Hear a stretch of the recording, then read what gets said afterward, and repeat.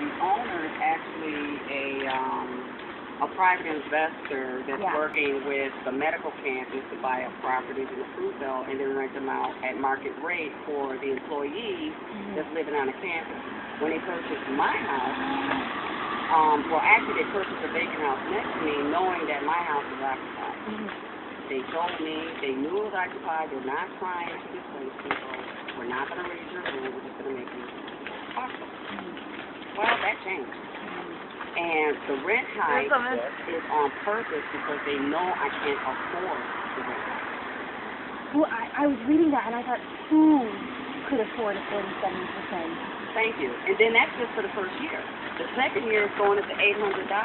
Now, even at 47%, that takes almost an entire check, and I only get $2 a month for work. Yeah. With a water bill on top of that every 3 months, that's more than half my salary. Okay. Yes. I'm going to have you put that on, and we're going to talk a little bit more about it. Oh, I don't have to go. I can't go. So you could, I'm going to get you, like, from here up, so you're not going to see it. You're going to be fine. Okay. And, yeah, it's going to be, you got the right side. Perfect. Okay. Okay. So start out from the state and spell your first and last name. Okay. My name is Veronica Hemphill-Nichols, VERONICA-HEMPHILL-NICHOL.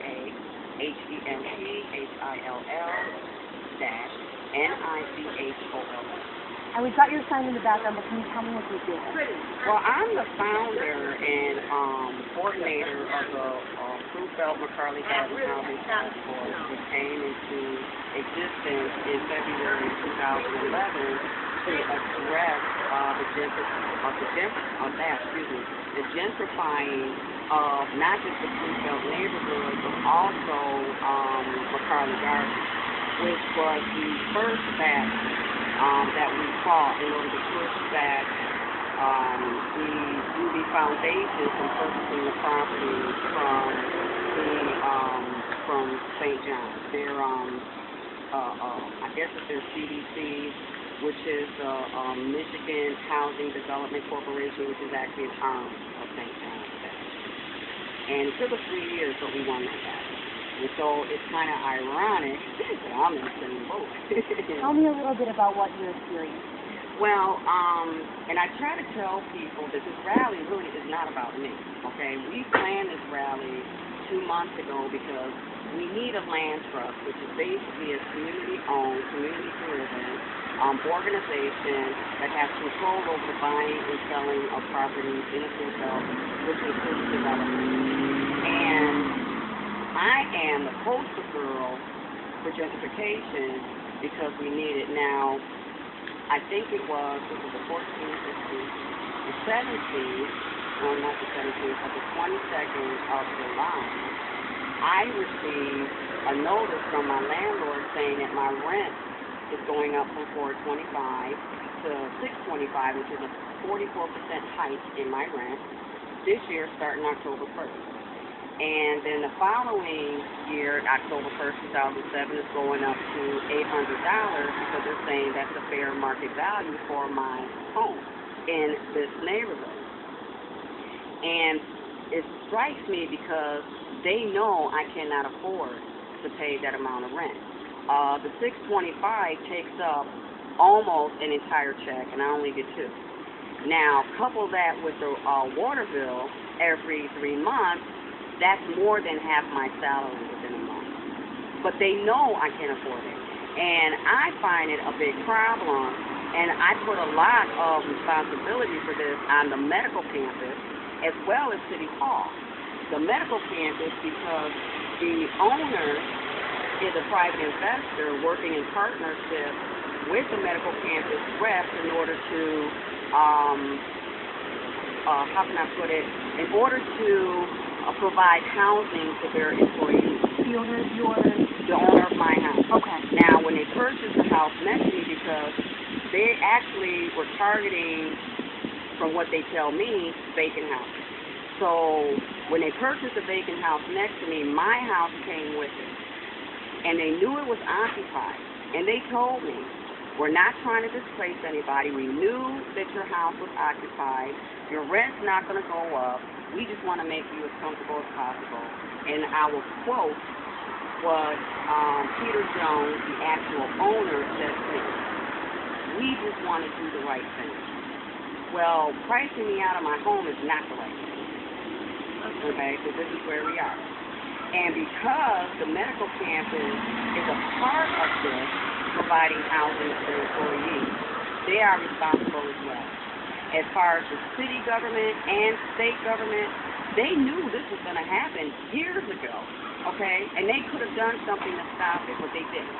What they did was they sent homeowners letters saying, if you want to sell your home, call my office, and we have attorneys that can help you get the most out of the sale. That's as much as they've done as far as gentrification. They've done nothing else. New York City has rent control. They could have done rent control years ago. Over 70% of the housing here are renters. So you're talking about the removal of more than 70% of the residents here. Are there people experiencing what you're going through? I don't know, but I hope they come out the woodwork, and I hope that they, will share their stories. Like, for instance, I know a young lady I just recently met, and she's a first-time home buyer. She bought a property off the inland. She's low income like I am. And because our government has, to them, they put a property or tax-free on properties of people who are 65 and older. But what happens to the ones that are 64 and younger? You haven't factored them in. You see, and so with the partnerships between our government, the developers, and the medical campus, they're, in my opinion, I could be wrong, but I think I'm right, but they're intentionally pushing us out. And at the end of the day, this is really a violation of our civil rights. Because number one, they violated secret, okay, which has to do with environmental impact. They violated that completely. They don't do impact studies here, which has to factor in economic issues, okay, cultural issues.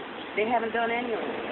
They're just building because they can do it. And no one has said anything about it until today. Well, we've been talking about it for a while. But we want to make that point clear that they are violating our civil rights. Tell me a little bit more about the land trust and how it works. Well, actually, I'm new to the intricacies of it, the technicalities of it. But I know somebody who has more information than me. But I also think John will be here in a few minutes, and John will break it down. John Washington, he's with Fruitbelt, and he's really spearheading this. And they're partnered with task force in order to get it done in the next year. How long have you lived in the Fruitbelt? I've lived in the same house for 15 years. 3 landlords, and my rent has never gone up until now. So what are you going to do? Oh, we have a plan. Can't really get into details, but we have a plan. Okay. How you doing? Right now, it's important for us to let the world know, the nation know, this is real, this is happening, but it doesn't have to happen if we have the type of government that really has that. Both of them, they have to. We wouldn't have to. You want to elect it for 30 seconds. So, establish this what happened? That is good in theory, but the reality is, I don't see that happening. I don't see it happening because of the fact they're locked into a commitment with the developer. When we first heard about the Buffalo billion, we knew that was a death sentence. We knew it. And you can see it playing out now. I mean, they're under investigation, they're promising more jobs, they say that they were going to give, I don't know if it was 12%. Now it's like, it was just a suggestion or, just a call, but nothing was etched in stone. So they're reneging on all of these promises they made, prior to us actually getting that money. So everything that they said they were going to do, they reneged. So I don't put a whole lot of confidence. Yes, and then I think you need to So mainly just trying to raise awareness about the Yes, but the whole point is we want a land trust, and this is why we're here today. We want a land trust, and we're going to get a land trust. That's it. And then John Washington was right behind. Perfect. He's one of the keynote speakers. And then also George K. Arthur, the former what do you call that, Common Council president. He's going to be talking about the 50-50 of the parking and the impact it's going to have on this neighborhood. It's not a good thing. Would I also be able to see the letter that you were talking about? Oh, yeah, the letter's right here. Okay. I don't know if you want me to hold it while you film it. You could actually, if you could prop it up against your purse, like leave it perfect, and I'll just adjust this. How are you, Paula? Hi, good morning, Sarah. Good. Hello. He's like, no, really. I've got no plans. I feel like if I got this letter, I would have cried. No, because I knew where it was coming from. Okay. I knew where it was coming from.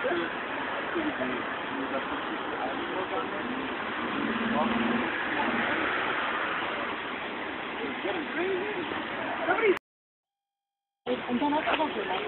So this is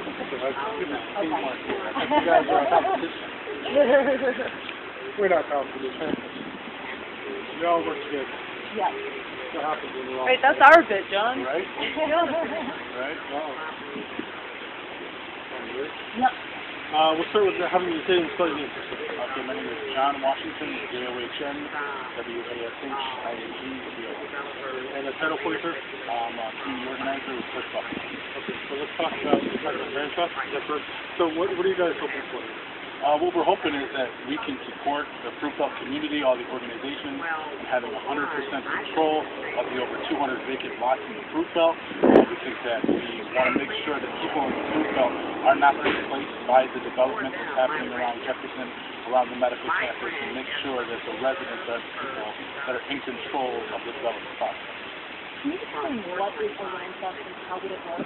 Sure. A land trust is basically a legal entity that would own the land. There would be a board of both community members, people with state technical assistance that would meet and create a set of terms for how land is transferred. And basically what they would do is make specific statements about what would be on a deed of how the land is used. For instance, the land that's in Push Buffalo's land trust is guaranteed to be considered affordable for the next 99 years. So they actually own the land under a home, the person owns the property, but the deed actually states what can be done for the use of that land, and it allows communities to basically figure out ways that they can keep neighborhoods affordable, also to set terms for how developers can develop properties and make sure that speculation doesn't drive home prices out of the range of people who live in a neighborhood. Who owns these 200 lots now? Is it the city? The city of Buffalo. And how would a land trust be created? Is this something that the Common Council would have to pass a law for, or how would that work? So the land trust would be an entity that we're working with Fruitbelt groups to establish now. It's a non-profit entity, and then we'd be asking the city to transfer ownership over the land to the non-profit. Okay. To the outsiders, they may say it looks like you're trying to stop the development of the current. Well, and I think that the intent is not to stop development, it's actually to force developers to work with people in the community. It's very similar to what happened in Elmwood or Allentown with the Elmwood Association and Allentown Association. If something is going to be developed in that neighborhood, there's a clear process for how those associations are able to dictate some of the terms of the development. So not to stop it, but to say, if you'd like to develop in our neighborhood, this is what we require you to do. I'd like to see people still pass or was pushing for legislation that would create a land bank in this area. Correct me if I'm wrong, but what is the difference between a trust and a bank, and are you in favor of this? So a land bank actually exists right now, and the city and the land bank have been in negotiations about how they work together. The legislation actually gave some cities some powers within the existing framework of a land bank, but the difference is that a land trust is ownership. So in a land bank, the government still owns the land and the community can have influence over it. What we're advocating for is that the community actually hold ownership of it and 100%.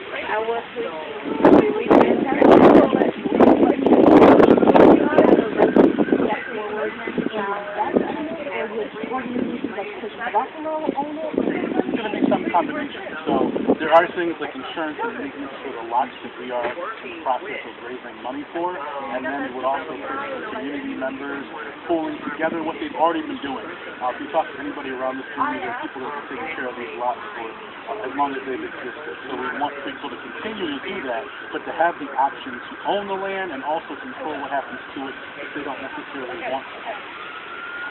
Have you had any conversations with council members or mayor's office as far as if a land trust was established, them being willing to work with you with these properties? I think that they've remained open, so I think those are still in conversation. There's been a strategic planning process going on in the Fruitbelt related to the Green Code and also creating a strategic plan for how the Fruitbelt is going to run.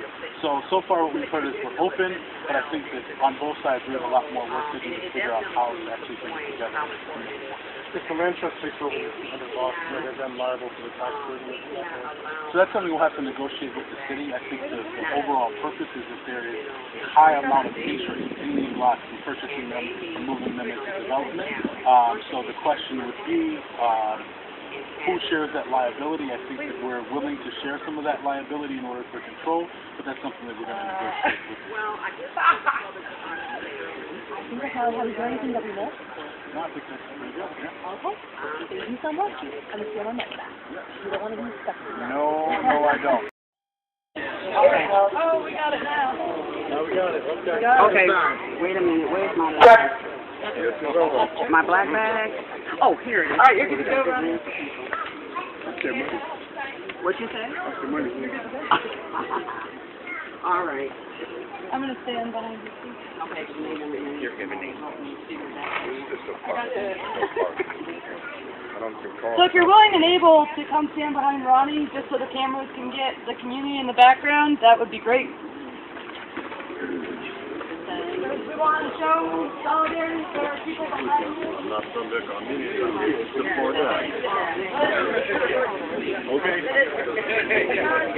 I'm all the way in the back, man. That's cool, man. Not just a thought.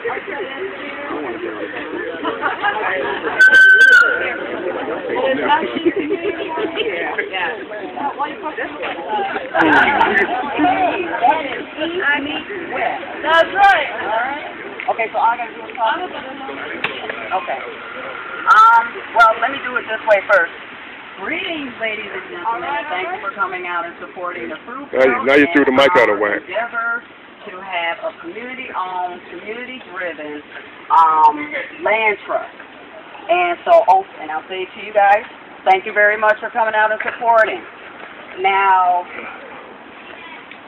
I wasn't sure where to take this rally. As a matter of fact, I did have some concerns about what really is the purpose of a land trust and how it will really benefit the neighborhood. I don't have, how can I say, I'm not as knowledgeable with this as some people I know who will be talking about in a minute, John Washington. And also, I've been interviewed by several people from the news, and I've had to make the point clear that this is not about me. It's not about my struggle, but I'm a reflection of what is happening in this neighborhood and why we desperately need a community-owned, community-driven land trust. And what I understand about it, basically, it is where residents have control over buying and selling of properties within their given neighborhood. They're also an integral part in the development of their neighborhood. I realize, because many of you here know me, you know my history and you know my background, and we have been crying for a voice at the table for a long time. Well, you know what? Our voice isn't working anymore. We have to have more than a voice. We have to have actual power and control of our neighborhood. Our voice isn't working. When they tell us all you need is a voice, all they're doing is placating us. That's it. Because they've already had their plan. And when we sit at the table with them, it's all an illusion. They make us think that what we're saying matters to them, when in actuality it doesn't matter at all because the plan is already in place.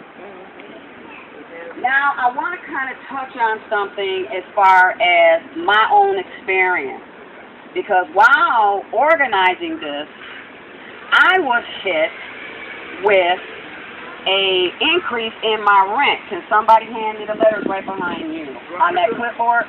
Veronica, why don't you let them sit down? Okay, what'd you say? Do y'all want to sit down? Go on, sit down.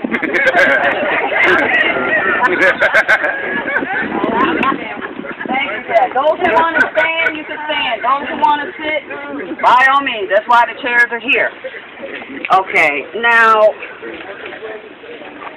can you just hold this for me? Whoa, hold it. I am so sorry.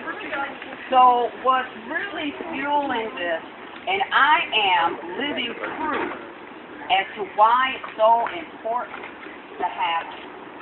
And again, during the time that we've been organizing this, which was 2 months ago, on the 22nd of July, I did a notice of rent increase from my landlord. Now, let me give you a little background of who my landlord is. His name is Peter Jones, and he's in a private investor, and he's partnering with the medical campus reps in order to provide housing for the employees on a medical campus. I don't have a problem with that. Not at all. Charge as much rent as you want, because for a flat, it's $900 to $1,000. For a single, $1,400 they're asking for. And so when they purchased the vacant house next to mine, they knew my house was occupied, but they told me. Peter says, we just want to do the right thing. And his manager said, we knew the property was occupied, but we're not trying to displace anyone. We just want to make you comfortable, and we're not going to raise your rent. They were true to their word up until the 22nd of July.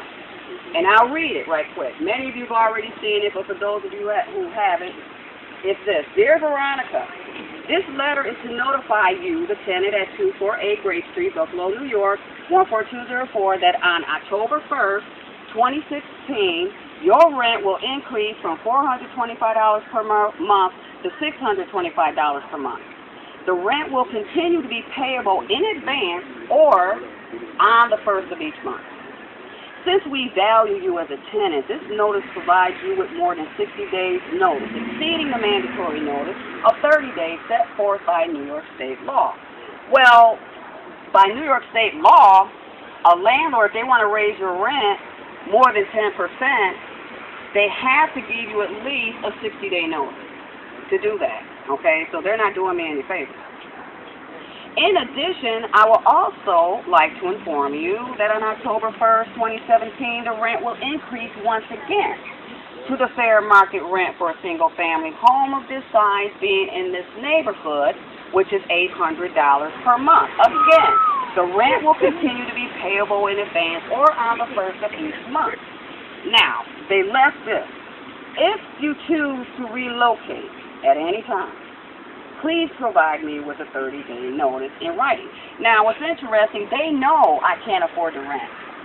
$625 is almost one check per month. Then when you couple that with the water bill, which is $130 every 3 months, that goes into the second check, okay? But they know this is intentional. Okay? Because number one, I'll have to say, certain members of state and local government, along with the medical campus, don't want us to have a land trust. They knew that the task force joined forces with Open Buffalo to make that happen, and they will do just about anything to stop it. So this is intentional, very intentional. Okay. Now, one of the things, and I love the fact that Arthur Giacalone over there, say hello, has been dealing with the city concerning SECRA, which basically is, and I have to have that back again.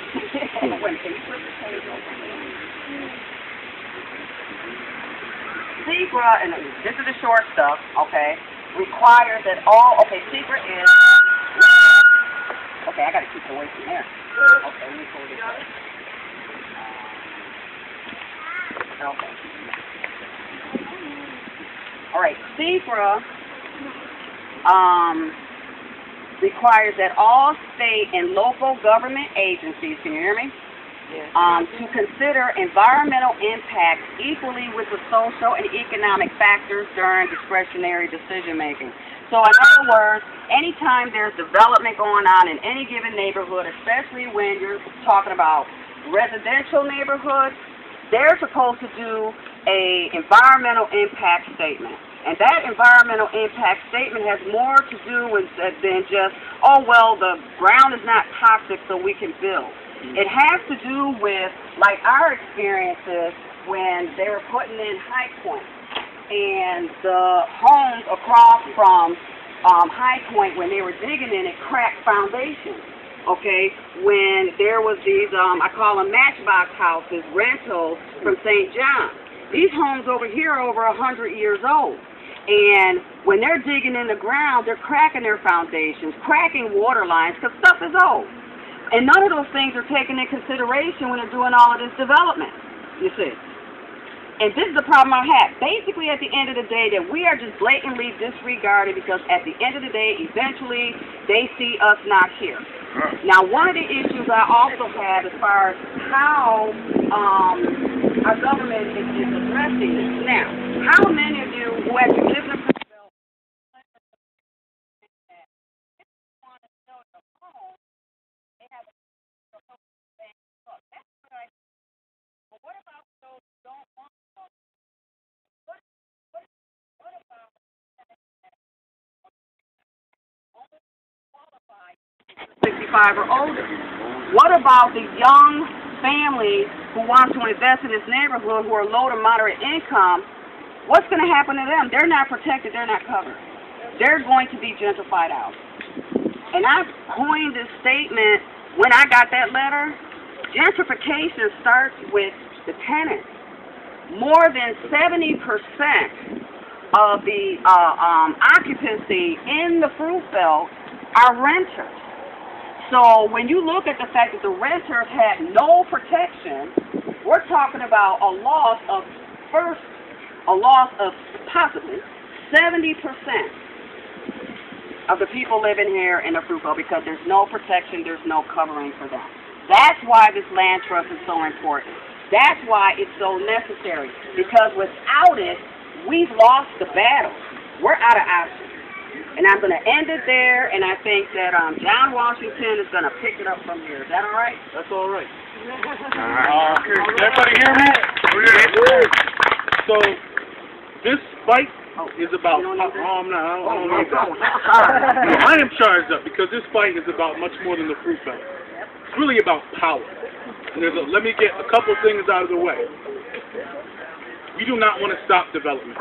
We actually want to create a new kind of development, a development that engages residents in the process of how development works, that guarantees them space everywhere.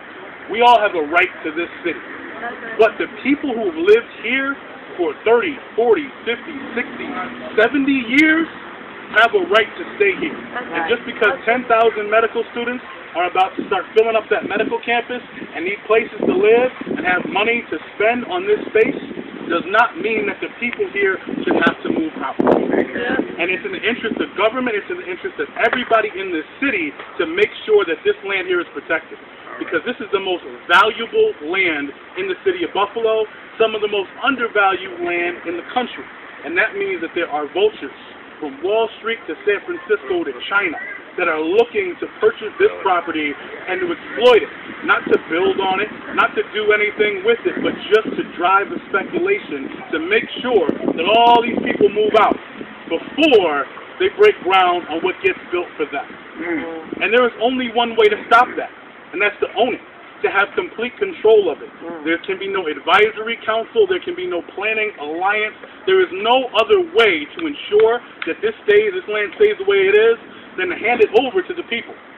And anybody who disagrees with that has other interests. I'm not going to say any rumors and spread any names, but if you do not want 100% ownership for the people that live here right now, you either are naive or you want to exploit this land. And there are people that are saying that Open Buffalo and Push want to take over. We wanted to take over. There's plenty of ways that could happen. Starting a land trust for the residents is not one of them. If we wanted to take over this fight, believe me, it would look a whole lot different. Anybody who knows me knows I would not want to have all these meetings. I would not want to do all this talking. I would want to go right into City Hall and not leave until we got what we wanted. So we are here to share our experience, our knowledge, and our understanding of how to empower people and how to help them understand that. That's what we're doing today. That's what we're going to do on August 10th. It's help people understand that this is something that is happening in 30 other places in the country. If you look at Boston, Massachusetts, right, they have a land trust that has kept 200 residents in a neighborhood that otherwise would have been bulldozed and look exactly like that medical camp, right? If you go all around the country, you see land trusts popping up because it's actually a beautiful thing. It's residents taking the role of government, taking responsibility in full for their land. And our political process should be happy with that. They should want residents to step up. Everybody's always talking about voter engagement. What better way to practice our political process than for you to be actually responsible for the land around you? Like with participatory budgeting. Exactly. Yes. And then the big thing is, well, they can't do it. They don't have the resources. They don't have the money. Medical campus, $4 billion goes to that campus every year. To build a Conventus building alone, Erie County was willing to invest $35 million for a for-profit organization. And they can't help donate some lots to give them over to the people? It's ridiculous. So if you want to keep investing in this Buffalo Billion, the ECIDA, Empire State Development, $750 million for a failing factory that is now going to get bought out by somebody's cousin. But the Fruitbelt, we can't give them any land. They don't have any money. Right. I mean, to me, I'm sorry, that's ass backwards. And if we really believe that there's one Buffalo and all this money is supposed to be making Buffalo a better place, then that money has to be used to support residents taking ownership and control over their own land, not giving for-profit major corporations run by billionaires all the money that they need, all the sales and property tax that they talk about wanting to get out of this neighborhood. Well, why don't you get out of downtown first? Then you come talk to us about sales and property tax. If Terry Pagula and Carl Palladino, Lou Simonelli, and Nick Sinatra don't have to pay property tax, then why can't the Fruitbelt take over 200 lots? All right. Right. All right. Come on now. Yeah. It's really simple. So you're going to hear a lot of talk, especially after this, about a planning alliance and a land bank. But there is no other way for this to work than for these residents to have 100% ownership. Because we all know what it's like to deal with the political process. And that is not a personal judgment, even if you have politicians that are willing to work with you. That does not empower residents.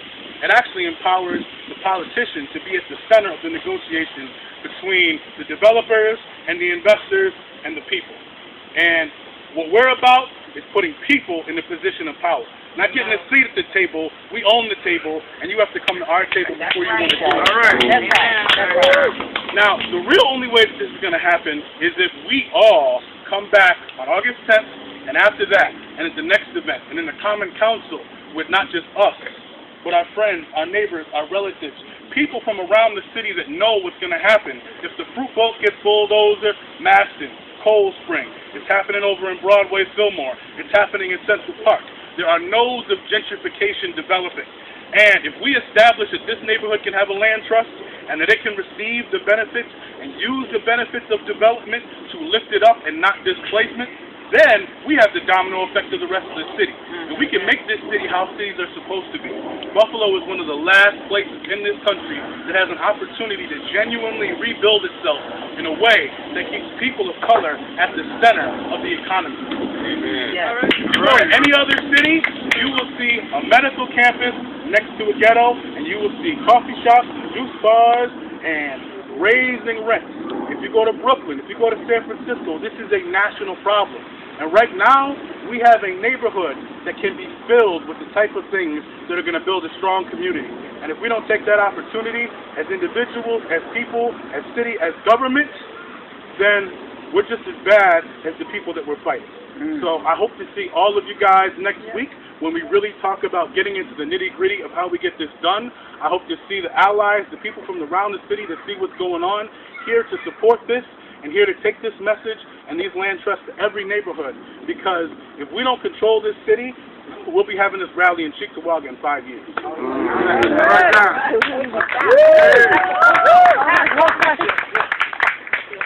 Define a land trust. Okay, How do you acquire it? Yeah, well, can we do that, like after George speaks, and then, no, that's okay. And then we're just going to open it up to comments, thoughts, questions, however you want to go. Okay? Thanks. All right. You know, I'm retired. I'm retired.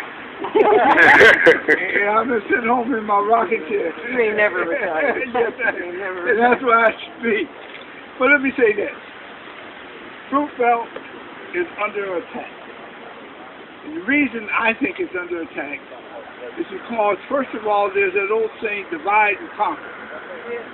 And Fruitbelt has about 1,000 different organizations. None of them are talking to each other. Yeah. And it should be one. All right. And I think that's the first thing that we have to do is to get ourselves organized. All right. Into one. And that those organizations, those leaders, and whoever it is, need to come together and say, here's our spokesperson. Because what is happening is, let me ask this question. Who here works in the medical campus? Who here works for Mad Entice? Who here works for UB? Who here works for Simonelli? Nobody. And those are the people that said that they give the jobs to the people in the group. And those are the ones that work. And nobody works. Nobody works. You know, 2 years ago, you had students from the University of Buffalo come in and clean lots and do everything else, and the president said he's going to send them back every year, and you ain't seen them since. That's because they got what they wanted, and they didn't need you anymore.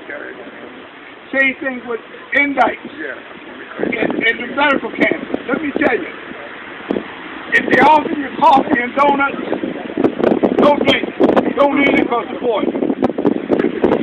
And that's what's happening, is that they want to be buddy and buddy to get what they want, and then leave you hanging. That's why right now we're talking about the parking and in the parking. Let me say this to you, that the devil is in the details. Okay. You need to find out, the council has to approve.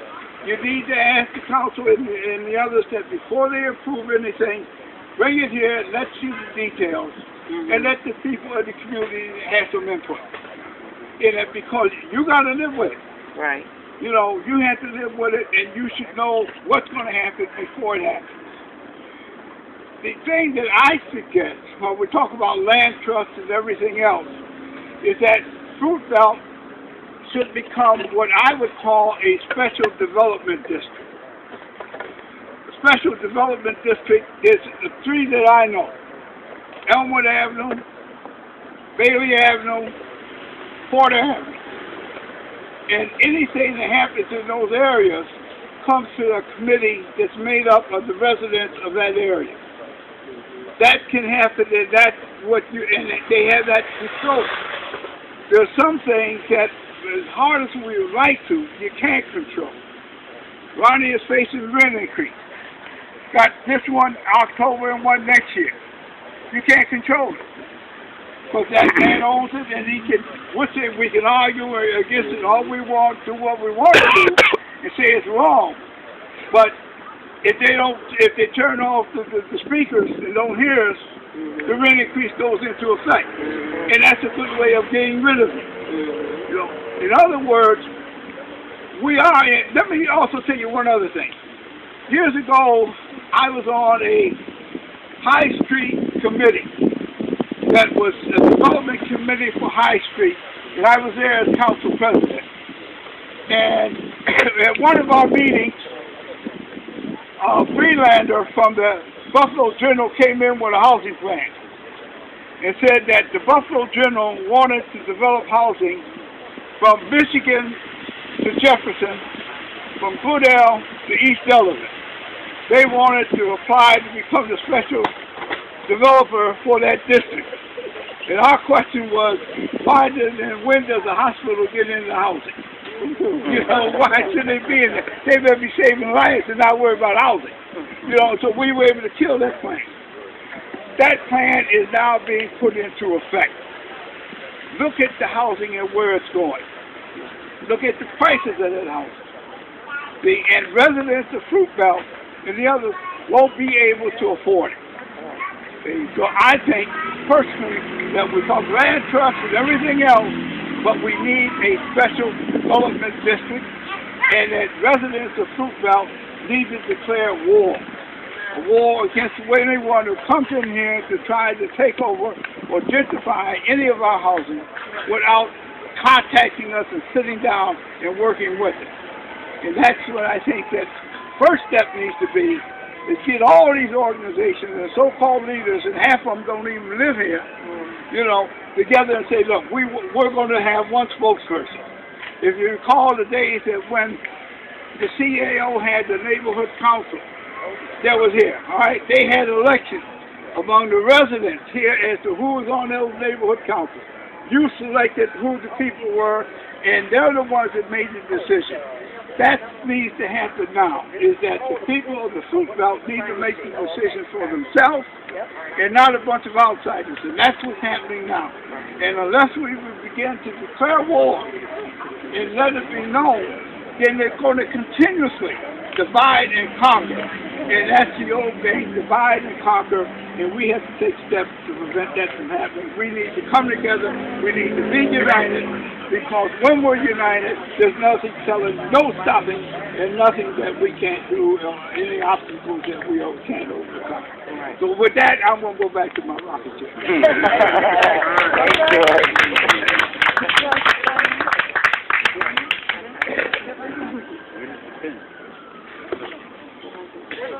Okay, so any questions? Now question time. Anybody with thoughts on this? Oh, sure. I just wanted to know, what is a land trust? How do you get to the So a land trust is a non-profit entity that is run by a board that has a percentage of community residents.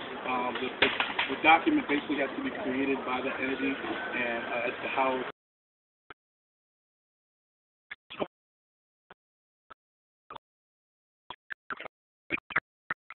is given these lots. Right, and then the lots are signed over, and then an agreement is basically made about the deed to each lot. So the land trust would own basically the land, and it would actually, when you purchase that land, you would be in a 99-year lease. So if we all had these 200 lots and you wanted to buy one, you would have to come to the land trust board. What we're advocating for is that when major development is done, that there be a community meeting and allow us to go to that board. But that board's job is to manage the land and also to get that land or put the transactions out based on what the community decided. It's called deed restricted. Okay. So for Push Buffalo, our land is deed restricted, that the rent on any of our land, regardless of whether we are the administrators of it, even if we sold it to somebody else, has to be below 30% of the median income, right, which is what's considered affordable. So basically it's a wide open framework that allows the community to decide what are the stipulations of how land is used. So the city would be signing like a deed over to a community coalition that would include some homeowners here, some folks that live here. Does that only apply to city-owned lot? That would only apply to the city-owned lot. Now, that land trust could then take on other land. And it would be like a boundary district, like you would know where your boundary is. Right? Exactly. So we're initially asking for the city to donate that land over, and that the land trust would assume responsibility for the maintenance, insurance, and taxes, and things like that. And we're asking the city to give it over. At that point in the future, that it could take on new land through different processes. But that would be really up for the residents that make up that board to decide. We just want to use the framework and make that available for the people here. Let me say something. Whatever you do, this is where you and I kind of disagree, but you're going to need the participation of the city government. And there's certain restrictions there. There's certain things like gift of public funds or gift of public grants that they cannot do. In order to do that, you have to get the amendments made involved for that. Second thing is that I think one of the things you need to be communicating. Now, here we had the council president and district councilors. I think there's somewhere we should hear from them and be able to sit and meet with them on some of the things, because we're going to need that help. We're going to need that participation. And there's no need for us to turn off our nose to spite our face. Right. You know, we need that. And I think that what we need now is to begin to establish some kind of communication and agreement that's in there. Now, for that, I'll come out of my rocking chair. Again, George. For the bigger picture, how does it help prevent our situation of people are here in Richmond? Here's the problem. You cannot prevent a landlord who owns private property from increasing the rent. if there was rent control. There hasn't been rent control since the 70s. But there should be. There should have been. What should have been and what is two different things. I understand. What all I'm saying is right now, to answer his question, is that private owners, private property, can charge anything he or she wants. And that's the way they get rid of it. But see, the thing is, if we start this land trust, at least what gets developed, and we know that a lot of things want to get developed in this area, the residents could set standards. We're not disagreeing. As you develop, and let's say they want to buy a piece of the land and you sell it, then that will go into a bank account or whatever. Then you could buy something over in Maston District if you wanted to. So there's what's called a developer fee. Right. So there's a developer fee. So if a developer wanted to say, build something on this lot here, that we would charge a developer fee. You can also ask for a percentage of profit. So you say, hey, donate 1% of the overall revenue into the land trust. These are things that actually are done in other places. There's no question. All I'm saying to you is, you got to deal with government to get the permission to get to where he's at. So you need to start that communication now. Don't wait until later and what's the status of the moratorium? Right, but anyways, there's a couple hands that's going up, so I want to be able to try and facilitate this. Now, just give me okay, you and then Art, you had your hand up and then you, okay? So you go first. So would the land trust be able to invest in development? Okay, wait a minute. Yes. There's a question for you.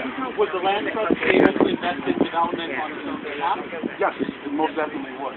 So right now, it would obviously we have some money to raise and we have some things to take care of, but I think the long-term view would be, how do we actually map out what is the best thing to happen on each one of these 200 lots with the Fruitbelt and develop a plan that structures the developer fees and all of these revenue streams to be able to set the goal of certain properties being able to be developed in public use spaces. Okay, and then Art Jackaloni, and then you, and then...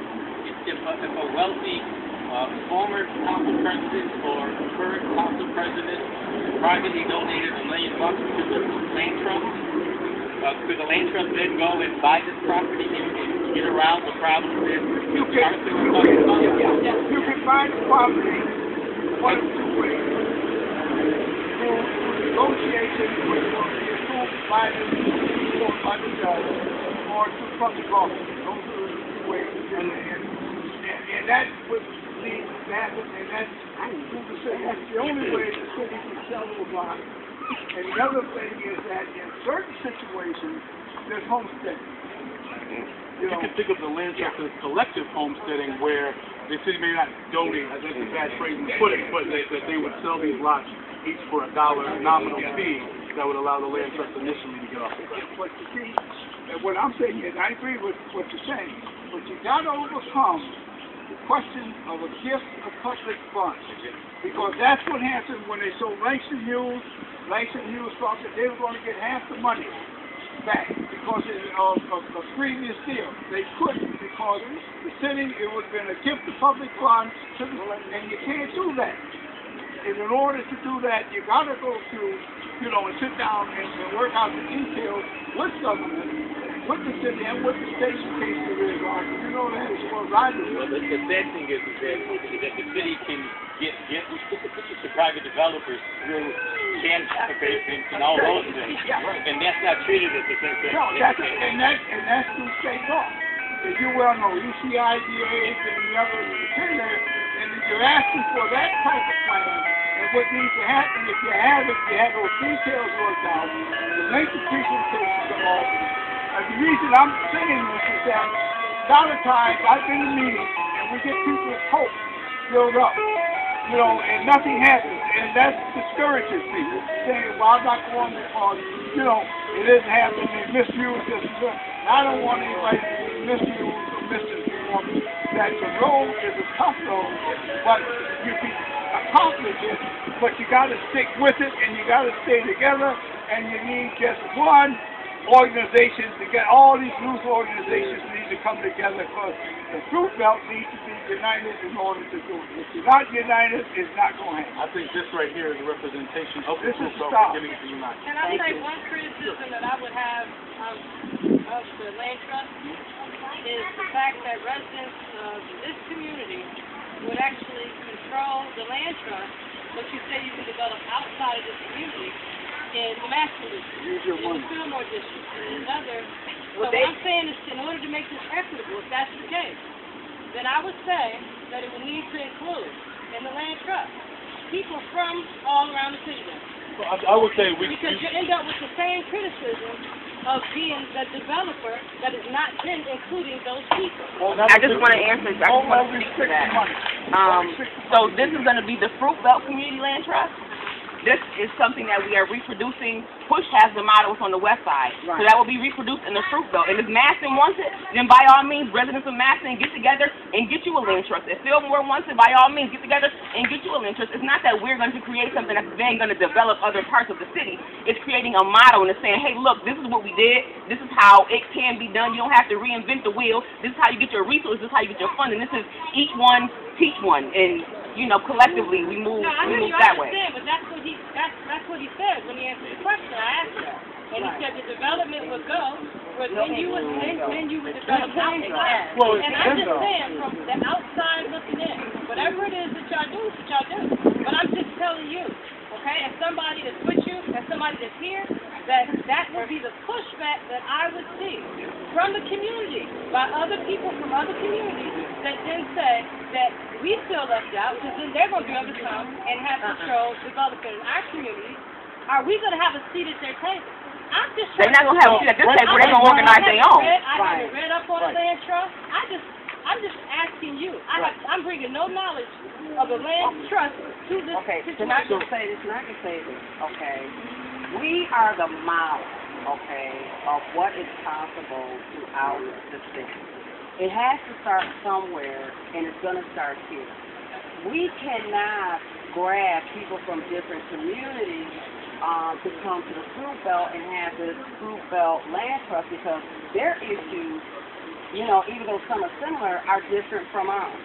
And what works for us, because I'm sure that with the land trust, we could play around with it until it's tailor-made to fit our demographics, we can use it like India said. We could be the model. It's like, for instance, when we were going through, pushing for a parking permit, and that's all on the Jerry Springer show, but other communities started jumping on board when, we had that parking, and we were sticking those little tag, gag tag parking tickets on the cars. Other communities picked it up, and they're like, well, we want a parking permit. So, you know, what we're doing is we are actually pioneers. Okay, well, actually not. So Push got a land trust. What is it? Riverbed has a land trust. There's other places within the city or the organization within the city and outside the city that has a land trust. And they didn't start out with $1 million on the table and say, hey, Mr. Mayor, we got the money, let's do this. My premise is this, bottom line. Let's get the bodies together first, and we'll worry about the details later. As George K. Arthur said, the devil is in the details. Our thing is we have to get a working body together that's going to actually get this thing done. And it's not going to be a situation where everybody can come on board with this, because not everybody is feeling the pulse. You know, some people have been pushed back in this neighborhood from doing it. Okay, but it's those the ones that you don't see at the table, it's those are the ones that you don't see on TV all the time. Those individuals are the ones that we're going after, because we know that they will make it work. Because they're not in this for the glory, they're not in this except to save their home, period. They're not connected politically to anybody, they're not so much connected to any particular organization. These people that, even the ones you don't see here today, just regular, ordinary people who want to stay in their home and don't know how they can do that. They need to understand that this land trust gives them the power to do it. And at the end of the day, and I'm going to keep saying it, this is the only hope for the Fruitbelt. We've run out of options. We have no option. And we can argue the point all day about the details and this and that, or maybe there's some other alternative. No. No. This is our only option. And this is it. Real quick. If the boundaries, I don't have any fears. but no, the boundaries.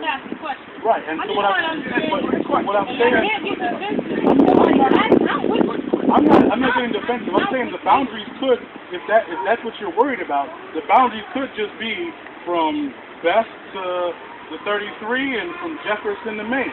That could be part of the land trust. And the reality is right now what we're asking for is 200 lots within those boundaries.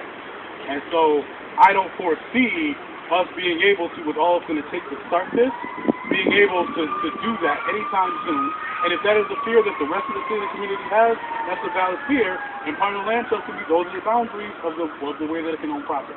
Right. So because it's such a wide open option for these people that we put together being able to dictate what happens, then we can make it those boundaries and we can have that conversation in Maxton about you can come through and learn, and you can set the boundaries of putting up Maxton, certain different land trusts in that way.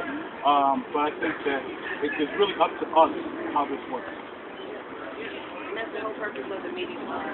Yeah. Right. Somebody tell me about the permit. Parking. That's what I was understanding. Getting information on the Oh yeah, you want to talk about, you know, the split and how that translates to the Fruitbelt? I don't really know. I don't know because, as I said, the devil's in the details. The details have to be worked out with the council and the others considering the permits. The problem you're going to have is that if it's 50% and 50-50, let's say if you have a house that has 3 cars, you only get 2 permits, right? The third car is got to fight for the parking. Now, who can guarantee you that you can have those 2 spots in front of your house? Me? How? Sit there and watch. That's right. And don't drive the car. Right. So those details are the ones that are being worked out now, is my understanding, and various the council president can tell you more about that. But that becomes the problem, is that half of the spaces are not for the residents of the Fruitbelt. Half. So it's a thing that those 50% that are open, you got a right to grab them. The third or fourth car in the house has a right to grab them. But if you got 4 cars in the house, only 2 are going to get a permit. Now, that's per house. And it seems to me that what happens if you got a lot of 2-family houses in Fruitbelt. And it seems to me there should be 2 per family instead of 2 per house. You know, because you have 2, you know, Fruitbelt is an old part of the city of Buffalo. When they built Fruitbelt, the same way when they built down on Clinton Street and the rest of it, there were no cars. So there were no garages. There were no driveways. You know, in those days they used horse and buggy.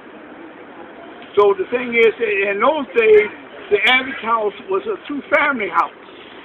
Like today, a lot of houses that are being built today are 1 family. See, so in that 2-family house, you got 2 cars down, you got 2 cars up. So if you're saying if there's 2 permits per house, then 1 family, or they got to take 1 parking permit per family. You know, instead it should be 1 parking per household, per unit. And those are the details that I think you have to work out, because the council has to come together. Corporation council's going to draw up the laws and do whatever and all the rest of it, and they have to hold a public hearing. So at that time, you need to see what the law says and what it's going to say to be able to protest it or ask for the changes that are necessary. But you have to be on guard now for it, you know, to see what it's like.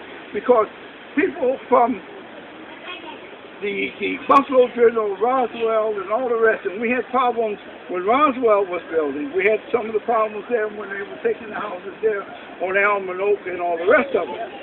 Roswell has not been a good neighbor, just like UB's not a good neighbor, you know, or the rest of this. And so, you know, you got to get those details, and you got to be prepared to do what's necessary to go to those hearings and demand that, hey, there's a more equitable distribution. They don't pay taxes. You pay taxes. Right. You know, so when do we find out about these meetings? Well, it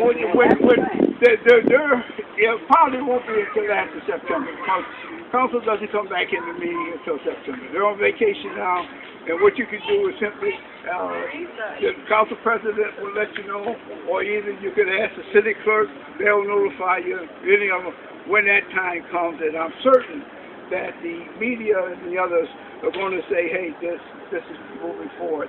But you got to get a copy of the law. Yes. See, you got to know what the people talk about things, but they don't always read the details of the law. And then when something comes up, they feel as though that they got slighted. It isn't that they got slighted, they just didn't read. See, and that becomes key. And I think in the parking situation, the framework for the law was approved by Albany. What actually happens in Buffalo has yet to be received. So there is no law to read.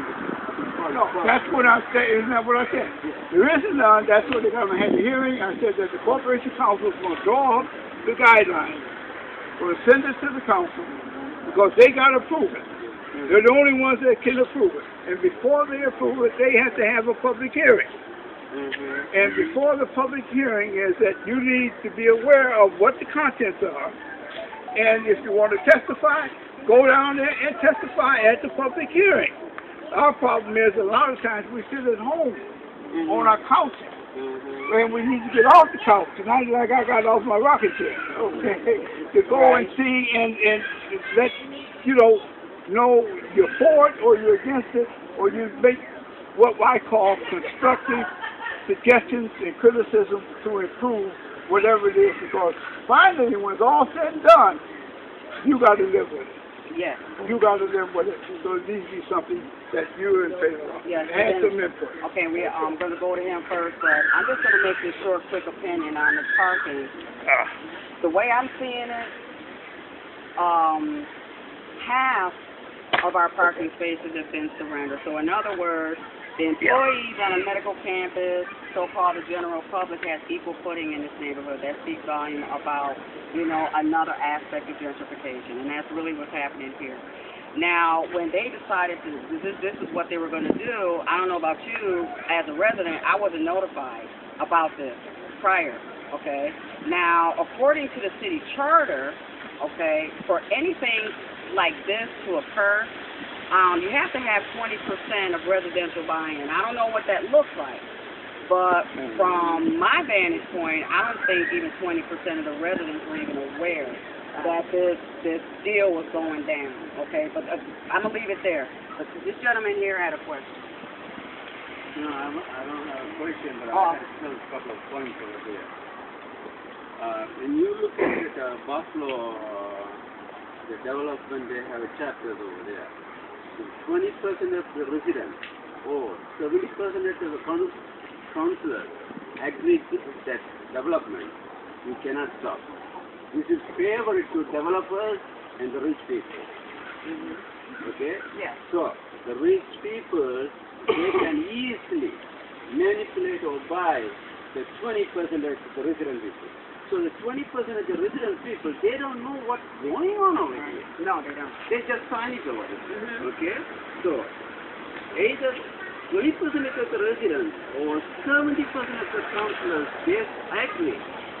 Even you, 90% of you rejecting the proposal, 70% of councillors, they are willing to develop this area, they can do it. Well, you know, so this is the law passed for a long time. This is again for the resident people, and it is again for the poor people. Number two, I will tell that other one. When you look at the many residents over here, they are senior citizens, limited income. If the land values goes up, the taxes goes up, they cannot pay the tax. Well, they're protected. Okay. Yeah. Protected in which way? In which way if they you're protected? 65 and over, there is a Enhanced star. Star Enhanced star program. I was working in the city hall, okay? Star program is up to $20,000 value. If the value goes up more than $20,000, $19,500, then they have to pay. Senior citizen is double the money. And if the income is more than $37,000, they have to pay. Right? No, that's all Right. changed. That's changed. That's changed. That's not so. So, No, that's I tell you, No. No, I just went there last I week. tell you, Yeah. even you are not a senior citizen and your income is more than $35,000, you are not eligible for the structure. Right.